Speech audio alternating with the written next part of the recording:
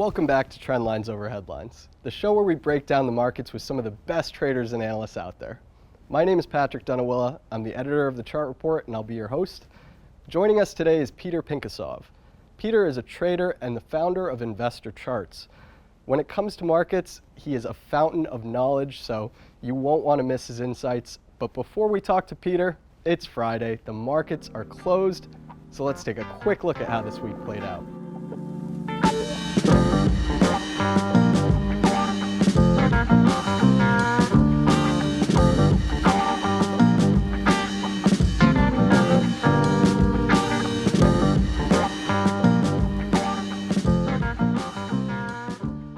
All right, it was only a 4-day week with the holiday on Monday, but even still, it was the worst week of the year so far in 2023. The NASDAQ was the weakest of the major indices, dropping a little over 3%. The S&P 500 led, but it still fell a little over 2.5%, and it broke some pretty key levels. Now, we mentioned last week that the bulls really needed to hold above the December highs around 4,100, and they couldn't do it. So we started the week off with this nasty failed breakout, and you know what they say about failed breakouts, from failed moves come fast moves in the opposite direction. So at this point, all eyes are on that 3950 level. You have a whole bunch of important trend lines and indicators converging together around that 3950 level. You have the 200-day moving average, the downtrend line from the peak, the anchored VWAP from the October lows. I'm probably leaving a few off, but you get the idea. We tested it on Friday and we are holding for now, but that will definitely be an important line in the sand to watch next week. Now, taking a quick look at the sector performance, energy and materials were the only two sectors that closed higher this week, but just barely. They were pretty flat on the week. Consumer discretionary was the weakest sector, dropping more than 4.5%. Anyways, that's enough from me. Let's see what Peter has to say. All right, Peter, welcome to the show and thanks for coming on. Thank you for having me, Patrick. Yeah, of course. Listen, I always learn something new whenever we chat, so it's great seeing you and I'm excited. But we've got a lot to cover. And before we do, I just want to get a little bit more background on you for our viewers who aren't familiar with you. So tell us a little bit more about what you do at Investor Charts and what your investment process is like. Sure. So investorcharts.net is a free blog that I run, which basically just covers kind of a technically oriented kind of research note that I do pretty much almost every single day or multiple times a day. It used to be a paid thing, but now I just do it completely for free.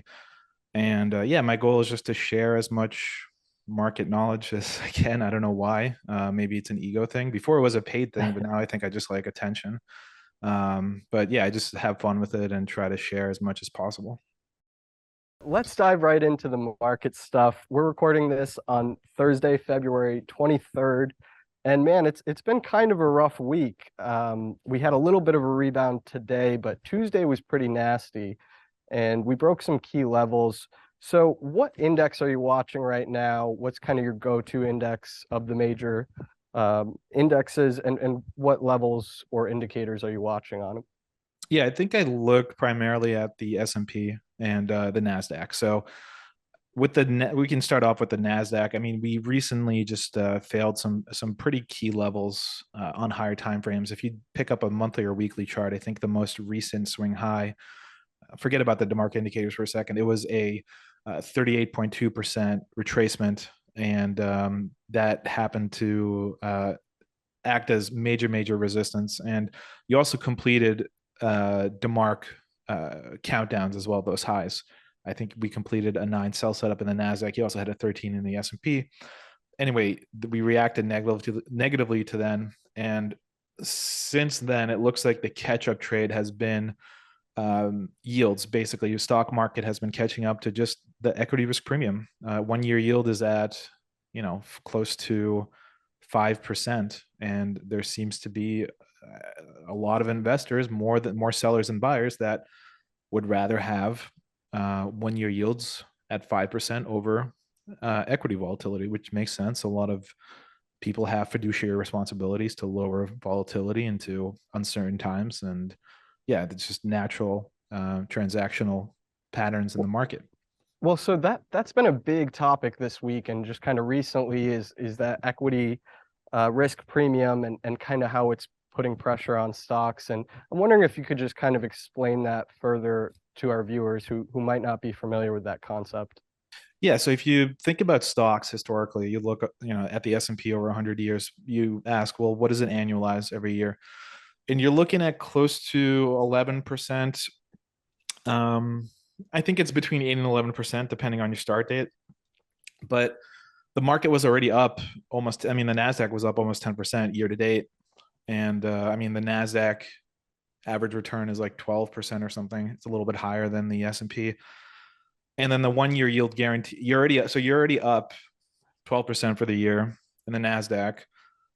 What do? You're in the 1 year yield is at 5% basically. So there's a choice as an investor, as a money manager, as an allocator. Do you take profits and do you put something into more secure things? And I mean, if you look at things like home prices coming down, inflation is still a little bit sticky. Some of the data is starting to turn. I mean, like there's legitimate reasons why you don't want to be involved in stocks. Yeah, that trade-off starts to happen, and that has a negative impact on technology stocks in particular, but just the overall stock market. Yeah, I mean, it really comes down to opportunity cost, right? And stocks look kind of less attractive when you do have that higher yield, right? 100%. I mean, like the term equity risk premium might sound fancy, but literally it's just an opportunity cost, right? That's exactly what it is.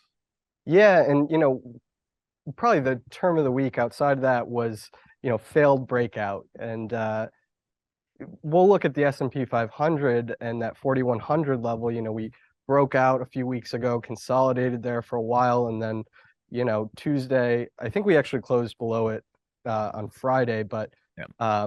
we saw a decisive close, and that's a pretty confirmed failed breakout. I don't know if that's something you look at, but Yeah. it's pretty much on all the major indices, right? So is that something that worries you, or do you think this could kind of just Yeah. be a run-of-the-mill It's tough. pullback? Yeah, it's tough because if you zoom out, like on the S&P 500 chart, like you have right here, you're basically in the middle of a range. You're back to prices from May. I mean, as a technician, I think we all understand what being in the middle of a range is, and that just means don't get in over your head, because you can have these really wild, and like support and resistance doesn't really matter when you're inside, when you're inside of this really really tight range, right? Yeah, I mean, So let's look at the Dow real quick. Like talk exactly. about range bound. I mean, that thing was just Yeah. dead for like a couple months, right? Exactly. So that's the thing about using short-term support and resistance. Now, if you look at this Dow chart that I have up, I mean, your this is when you have extreme price moves, right? You come out of really, really tight consolidations, the market isn't ready for it. And then all of a sudden, levels start to break to the upside or downside. Just look at this Dow chart. I mean, you have really extended moves really, really fast. And the initial break out of this really range bound market has been to the downside. And then, obviously yields are just so high. It looks a little bit bearish to me. I mean, but at the same time, when you have I don't want to be too ambiguous, right? I think a lot of technicians are really ambiguous, and I hate that. But the idea that um, when it is compressed in this range, the initial break sometimes messes up too, right? It can break to the downside, then swing back up higher. I think on that chart, if you look at early 2022 in April, the initial spring move was higher, and then it just Yeah. dropped Yeah, like a that's a good rock. point. So yeah, so that's typically what it's very hard to know. And I think it's just about being agile and being, not not married to an opinion, especially if you're a technician and you understand that you're in this kind of dynamic in the Dow or stocks where you're coming out, you're having range expansion, things are moving, it's volatile.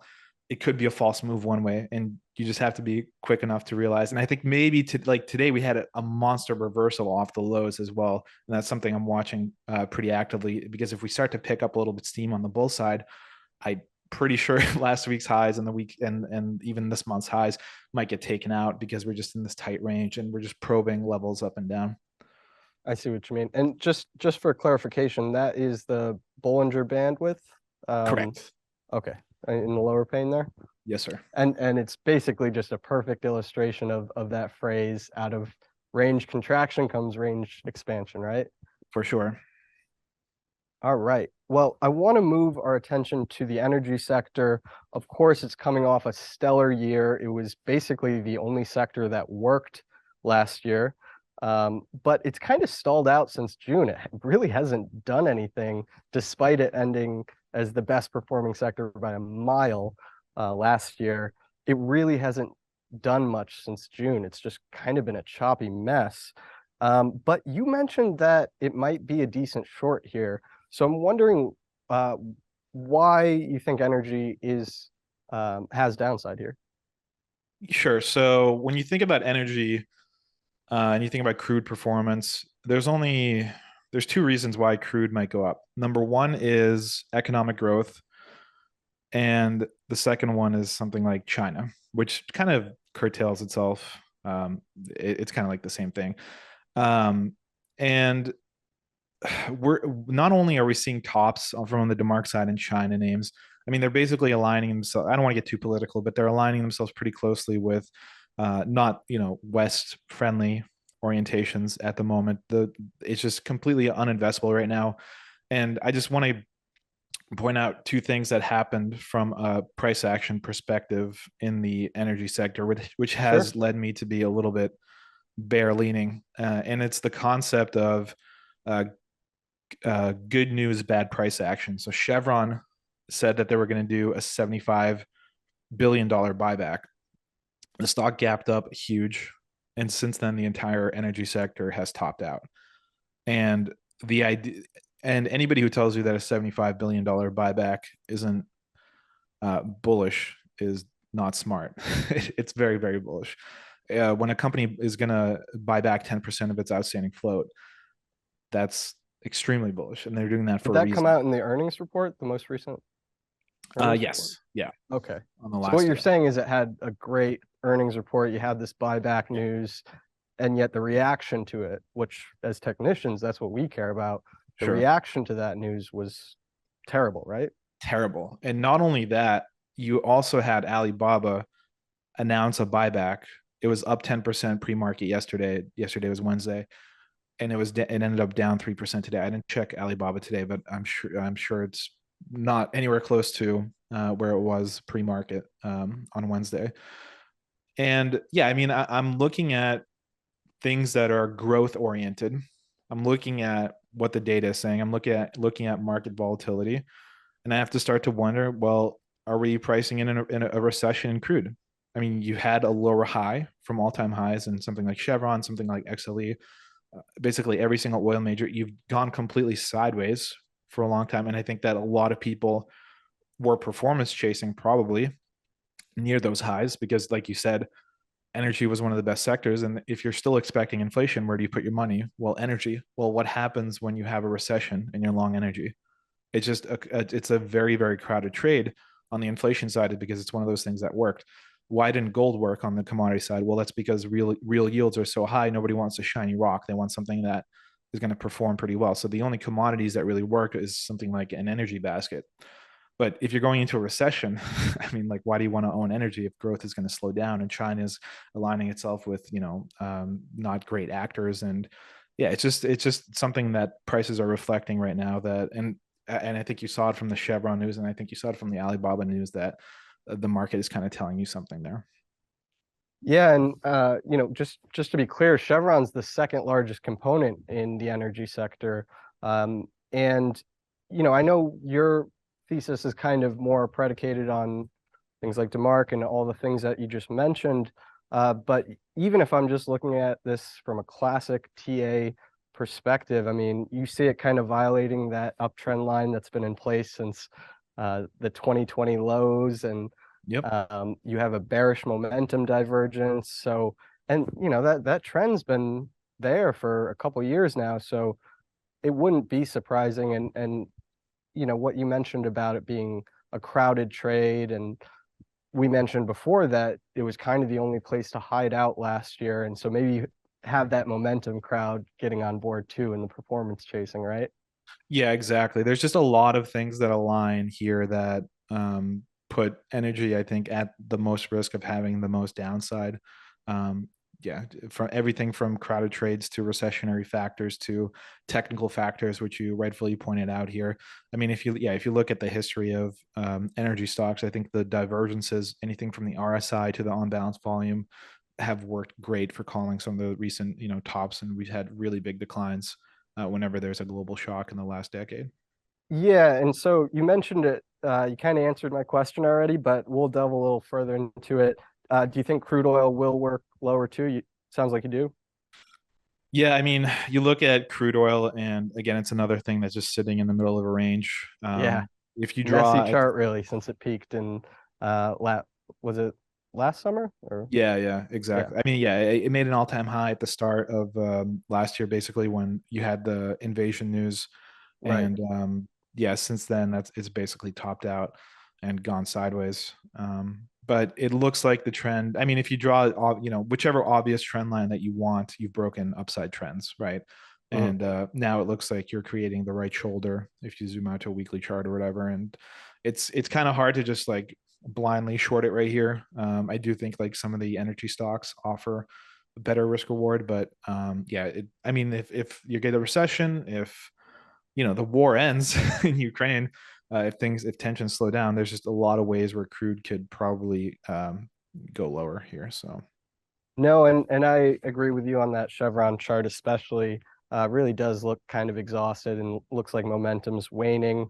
And that's like 18% of XLE, I think. yeah, Someone double check me on that. But anyway, I want to move on to the dollar. It's obviously a very important chart, arguably one of the most important charts, and kind of the scariest chart too. Um, it's had a decent rebound over the past few weeks, and you're seeing that pressure show up in stocks, gold, crypto, risk assets in general. So, yeah. what do you think of the dollar here? Do you think this rebound is just kind of some short-term mean reversion, or do you think we continue higher and make it go at those highs? Well, I'll ask you, what's the first immediate if you're buying something, what is the um signal that you're I mean, what's the immediate feedback mechanism that tells you that your idea is right? It's, The media feedback mechanism? yeah, it's seeing green on your screen, right? Yeah, And the okay. idea the idea is like you had a really really nasty reversal in the dollar from all-time highs, right? I mean, Right. people were screaming the end of the world, and there was a lot of things back in I October that think we looked. got a magazine cover, didn't we? We did, yeah, there were, Yep, I there think you there were a go. few actually. Yeah. My feeling was that was probably the high for a long time, and I've been feeling a little bit like um I thought like and I think this reflects kind of just my risk sentiment as well earlier in the year, not so much now, that um after a really big down year, after an ugly year, it's probably good to buy some stocks. And how the dollar peaked, I was thinking, well, I think probably short the dollar, and that probably means long stocks. And that hasn't really worked. And that's why I mentioned that comment about like the immediate feedback that you get. If you shorted the dollar almost every week for the last 5 weeks, like you're probably down money. And you have to Mhm. start to think about why, and why aren't stocks going up. And I think all those things that we talked about earlier are pretty much impacted by what's going on in the dollar. So I mean, it looks strong, it feels strong. Um, yeah, and I think that's just my general bias on it. It's just I don't want to. It's been a losing trade for me to try to short the dollar. And Yeah. if things go risk off and yields continue higher and inflation is sticky, it's hard to imagine the dollar getting any weaker. Excuse me. Yeah, and you put out a great note either today or yesterday, talking about the Mexican peso, or really the dollar versus the peso. Yeah, And I didn't quite understand where you were going with that chart. So if you could kind of just explain it further. sure. Dollar peso isn't really one that gets a lot of attention, No, but real quick, whenever I think of the Mexican peso, I think of the VIX for some reason.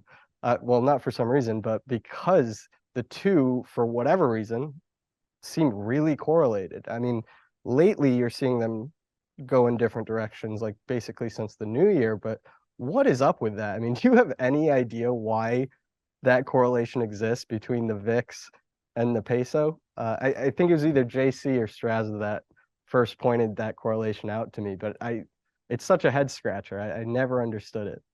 Yeah, it's insane. I think basically, yeah, since COVID, that volatility does look really, really close. I honestly didn't even know about this correlation until you showed it to me before.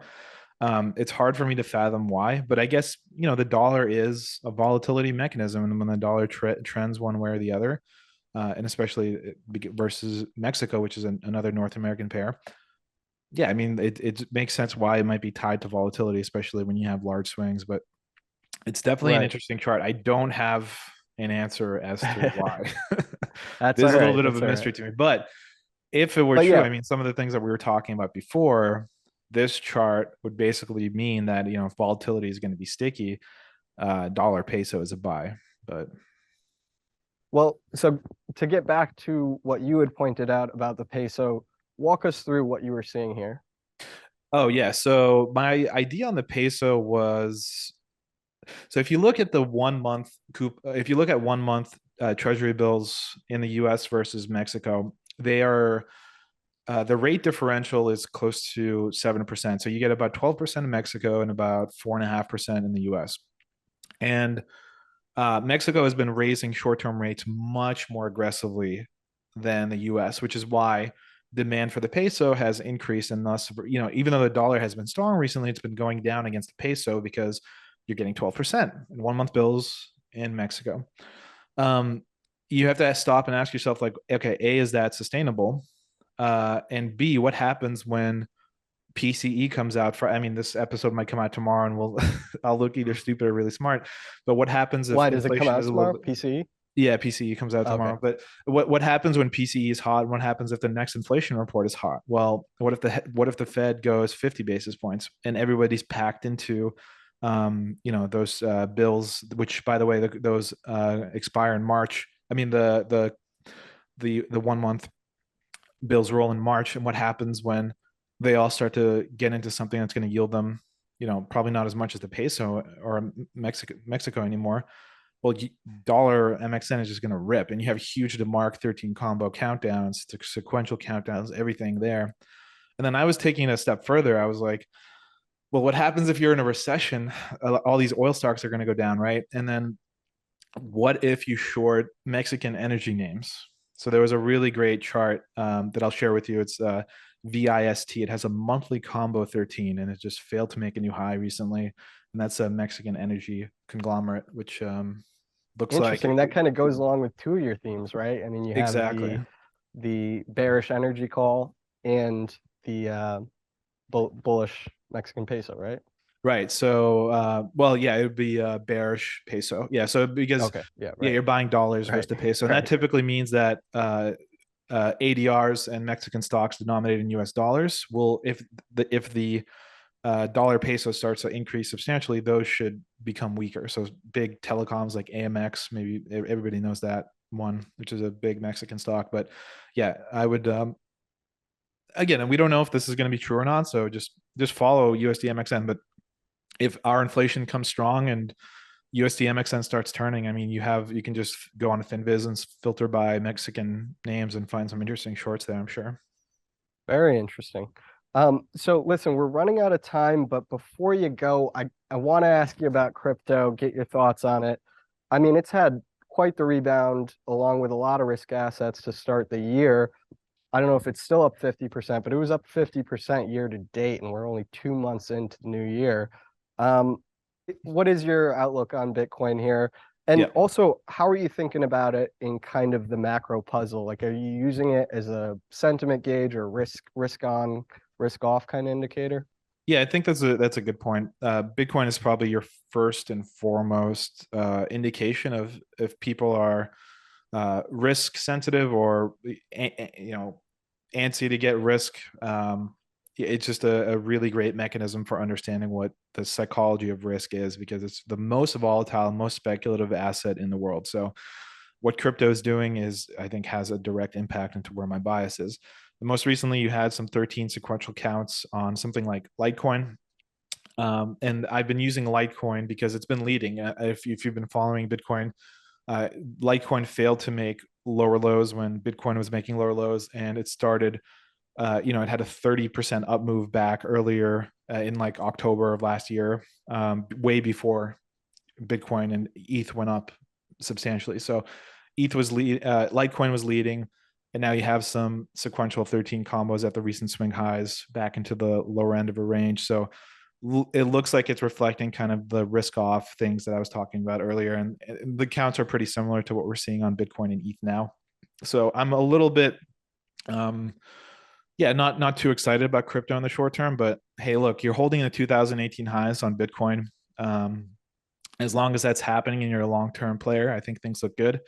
And I'll probably hold on to my Bitcoin as long as we're continuing to make those secular higher highs.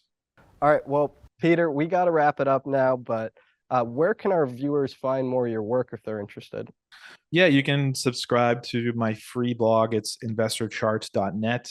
All my links are on the top up there. Like my YouTube, I do daily videos there as well. That's at Peter Trades. My Twitter is also at Peter Trades. So yeah, and Patrick, thank you so much for having me on. It's been fun. And Of course, yeah. Well, thanks for coming on, and we'll have to do it again sometime. Yeah, sounds good. Thank you, everyone. Thank you guys for watching. If you enjoyed the show, be sure to click like and subscribe, and we'll see you again next week. Thanks.